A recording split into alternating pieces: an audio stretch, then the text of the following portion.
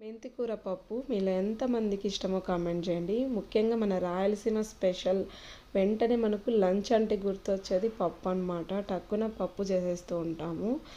అందులో మెంతికూర పప్పు చాలా బాగుంటుందండి. సో ఇలా మెంతికూర వేసి చేస్తే మాత్రం అద్భుతంగా ఉంటుంది. అందులోనూ ఇలా ఎండుమిర్చి వేసి చేస్తే మాత్రం ఇంకా ఇంకా యమ్మీగా ఉంటుంది. ఈ ప్రాసెస్ మీరు ట్రై చేయండి, ఇప్పటిదాకా ట్రై చేయకపోతే. చాలామంది చాలా రకాలుగా ట్రై చేసే ఉంటారు, బట్ ఈ ప్రాసెస్లో ట్రై చేస్తే మాత్రం టేస్ట్ అద్భుతంగా ఉంటుంది. ఇలా చేసుకుంటే మాత్రం చాలా చాలా ఇష్టంగా తింటారు. మా పిల్లలకి కూడా చాలా ఇష్టం అండి.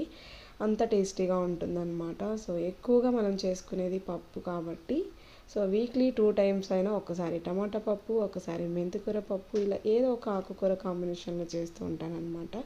ఫుల్ వీడియో కావాలంటే ఛానల్లో అప్లోడ్ చేశాను, చెక్అవుట్ చేసేయండి.